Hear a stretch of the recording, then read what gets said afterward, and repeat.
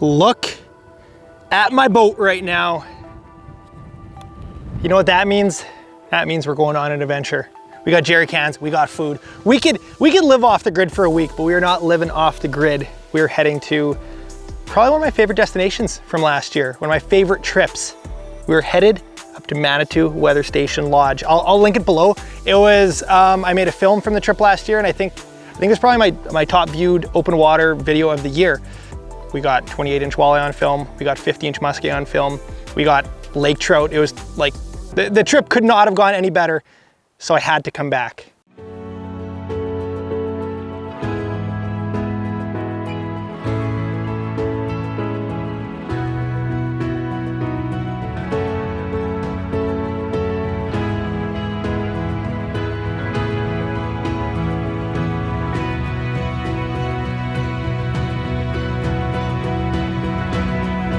Did you just eat it?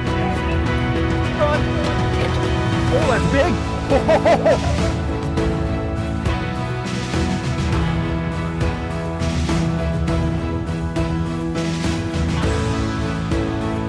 Beautiful Manitou Weather Station Laker.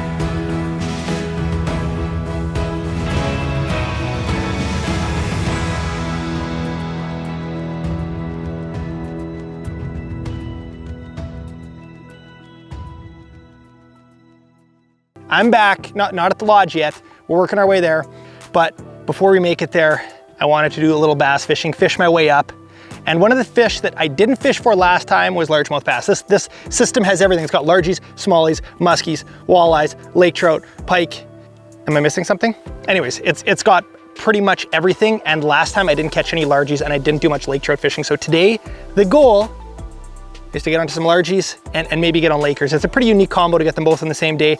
I don't know how long we're gonna spend at the lodge. I guess it depends how things go, but I'm pretty pumped. All right, we got the life jacket, we got the chesty, and this is the bait. I actually have one of them. I thought I had a full bag along, and this is the bait. Here we go. Manitou Weather Station Lodge. Don't forget the name.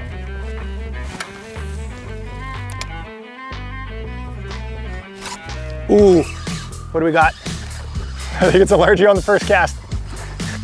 Nope. Is it a smallie? It's a smallie. It's a nice big smallie. Wow, that's fat. Oh, wow. First cast, Manitou Weather Station. And we got a big fluke eating smallie. Oh, it's gonna be a good time, guys. It is gonna be a good time. All right, so you can rig a fluke different ways. This I have on a weighted weedless hook, EWG. It's weedless, works through cover nicely, which is what we're gonna be focusing on for largies. We're gonna be looking at wood. And yeah, there's lots of wood in this lake. Apparently it's a reservoir, right? It's flooded. There's, I think, a dam at one end or maybe both ends. So there's a lot of standing timber as well, which looks super cool. We might fish in some of that. This trip, we're changing up the format a bit. I know last time I did a big hour-long film. This time, we're just gonna do a bunch of shorter videos.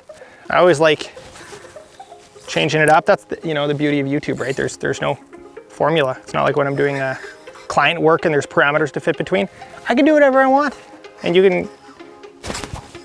Another pike. I'm using heavy braid right now. This is like 50-pound braid in a 25-pound leader or something. It's heavy duty. You could definitely throw this on a bait casting setup as well.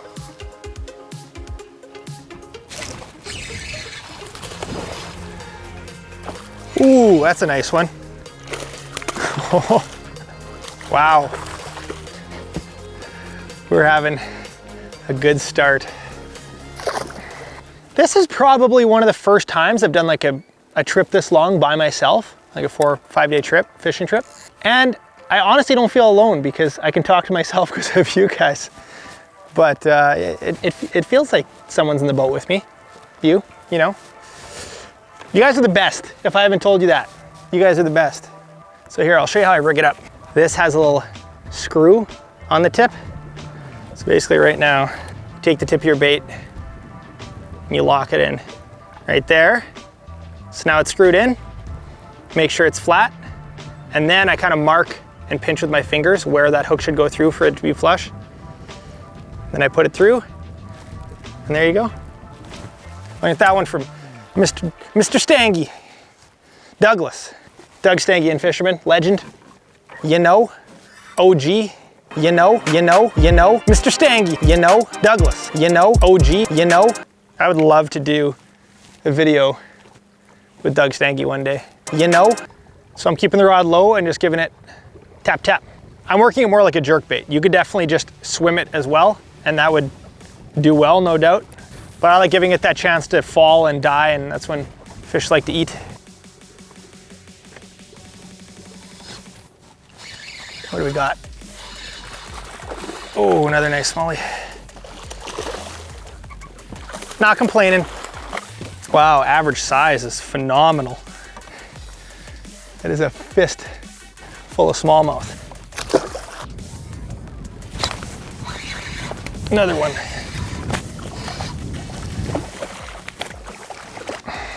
Wow, these are pre-spawn chunks.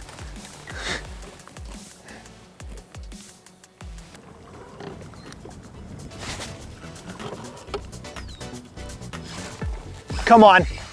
Come on, be the one. Another smallmouth. I thought that was it. Wow. It's tough to complain about no largies when you're catching smallies like that. All right, guys, last spot before we head to the lodge. I don't even know if they have any cabin, have me sleeping in a tent, maybe in the bathtub. You guys remember the bathtub from last time? No, I'm just kidding. Guys, I love exploring new places, and typically, well, a lot of the time I try to, explore, do something new. But Chris and the crew at Manitou Weather Station are like, they're just so good, and that's one of the reasons I come back. They're the owners, by the way, and just so welcoming, so accommodating. Obviously great fishing is important, but for me, I've been very fortunate to sample a lot of lodges, and the ones that make them really, really good are the owners that are just so invested in what they're doing. So I'm excited to see them. Well, guys, that was a pretty good start to the trip. We caught a lot of fish. Did we catch a largie? No. Did we catch a bunch of big smallies? Yes. Next stop, Manitou Weather Station Lodge.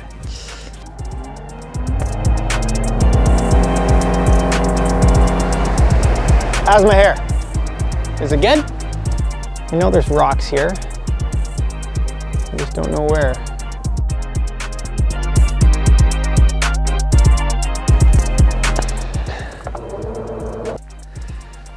All right, guys. Here we are. It is just so quiet, so calm. Welcome to Manitou Weather Station Lodge. We're far from civilization. It's so quiet out here. It's unbelievable. Anyways, I'm gonna give you just a quick tour because I still want to go lake trout fishing tonight. That is how we're gonna cap off this video, by hopefully catching some sunset lakers. Look at this view right here. I got my own private dock. We're gonna do a quick run through. Look at this, nice and sheltered. Got jerry cans for the week. Got an extension cord to charge up. And here we go. Barbecue. Gonna cook some smokies tonight. Beautiful gazebo. How about that view?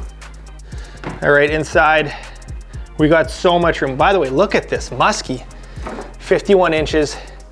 What was it caught on? MEPS number 5, you guessed it. Tons of room. This is way too much for me. Drying rack there. Beautiful kitchen. Lots of room to spread out. There's the map of the lake. We are right there. That's Lower Manitou, Upper Manitou. Bunch of narrow, fishy looking stuff in the middle. Bedroom, bathroom, another bedroom, another bedroom. It is absolutely overkill me having this huge cabin, but things are empty. And before we go tonight, I'm gonna have a sit down talk with you. And this is very similar to the sit down talk I had last year, which is wild to think that I'd be talking about the same thing, but there's this thing called COVID, and it's shut down a lot of lodges, caused a lot of restrictions. It's hit the tourism industry probably harder than most. A lot of these lodges are filled by fishermen, a lot by American fishermen, these Canadian lodges. As things start to ease up, whenever the border opens and restrictions ease, I know that a lot of people have use this money saved from not going on trips to buy boats and to, you know, whatever else. Now is the time to support these outfitters, because I know for some they've had to close doors, and for others it's been very tough. So, you know, I know you can do it-yourself trips, but if there's a lodge that you've been wanting to go to, now is the time to support them. If there's a guide you've been wanting to hire, I just can't stress it enough. It's been devastating. Like, it's sad to talk about, because I have so many friends that have, you know, filmed at different lodges and visited and stuff, and it's like, it's really tough times. But I think the end is hopefully in sight. And yeah, I think we need to support this industry, because if you want these lodges to be around for years to come, now is the time to help them more than ever. But that's my spiel. Once again, Manitou Weather Station Lodge will be linked below. I love this place. Love this place, love the people here, and love the fishing. So enough talk. We're headed out on the water to hopefully find a couple sunset lake trout.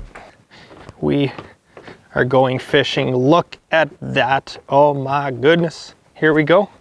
Let's see if we can put a lake trout in the boat.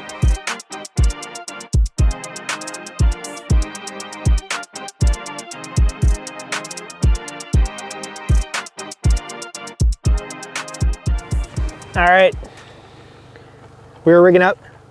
We're gonna try to go vertical on them. And that is something that drops really fast that we can get in their face. And there might even be a fish ahead of me right now. Maybe not, we're gonna drive around. Lakers can be a little tougher at this time of year. They can kind of be spread out. They can be in 30 feet of water, they can be in 80 feet of water, but I mean, ideally catching them a little shallower, more shallow.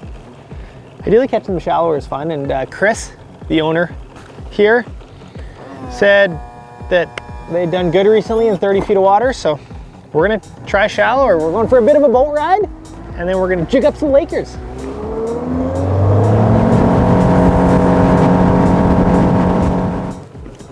Oh, there's a Laker. Look at this. Here's my bait coming down. Look at him. There's two fish. Two trout. He's chasing. Oh! This is unreal. There's a third one.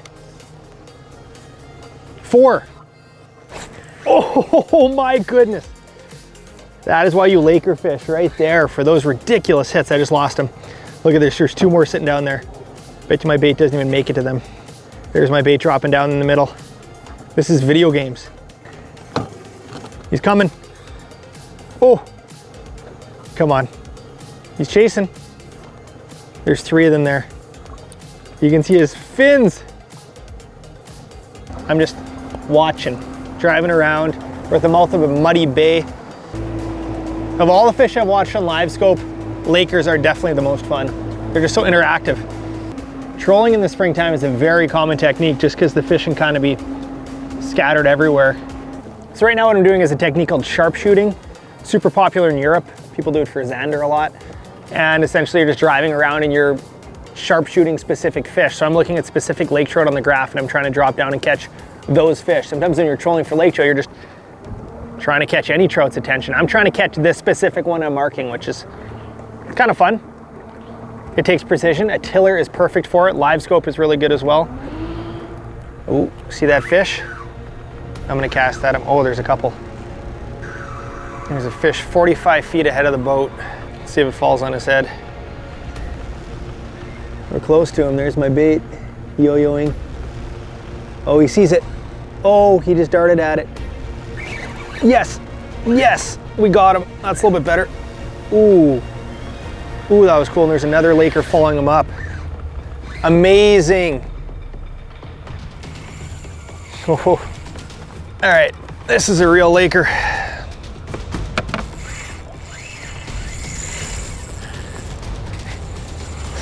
Oh my goodness.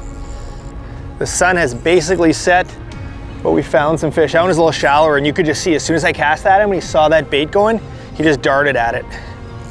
Ooh, I'm feeling the burn. This is a heavy spinning combo. It's a medium heavy, got 40-pound braid, 25-pound fluoro leader, so bulky in case we do catch a big Manitou Laker. That is a beauty. Ooh, ooh, that's bigger than I thought. Ho, ho, ho.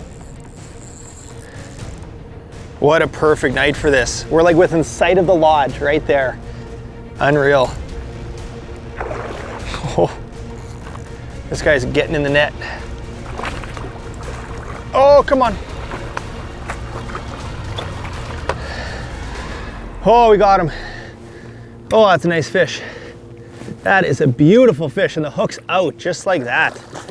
These lake trout are so strong. That's a big trout. First evening, and we got my biggest Manitou lake trout. Awesome! So fun seeing that fish chase.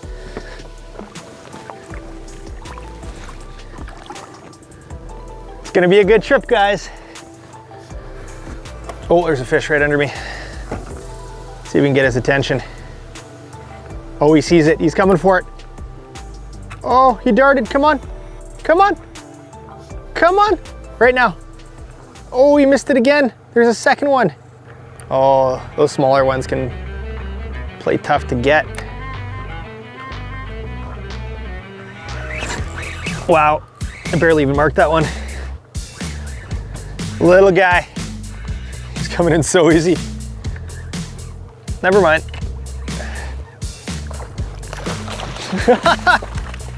So many guests, when I guided, they just weren't interested in laker fishing because they didn't want to troll. But if you can catch lake trout doing this, it is so much fun. This guy I'm just gonna unhook in the water. Cute little trout.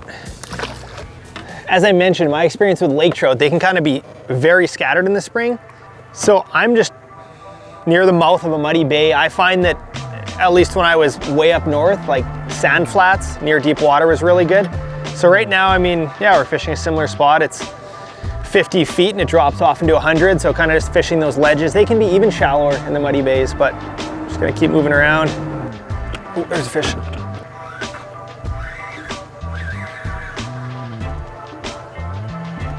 Look at this. That is something else. I'm sorry, Mr. Perch. So that's the spot we've been zigzagging. Point at the mouth of this bay here. So guys, you can see that's where we caught the first trout over there. Drove over it, saw a little hump. This was the point I was headed to. You can see it's all shallow back there. And then there's this little shelf, 40, 50 foot shelf. It's all 70, 80 feet. And that's where we've been seeing the fish, kind of on the edge of that deep water. I do love these long days. We only started at like 2 o'clock and we fished a lot today. Guys, that little blade bait is what did the work. It gets down fast, it shimmies, it flashes, and it calls in fish. I'm in gear right now. Trying something different, doing the daily videos. Who knows how many videos we'll get here, but day one, we got some beautiful smallies. The lake trout, that was the highlight of my day, just because that's not something I do very often. And I'm just excited for a couple days of fishing here. Tomorrow, we are after some big walleyes. That is the game plan. Don't forget to wear your life jacket, and we will catch you back at Manitou Weather Station Lodge very, very soon.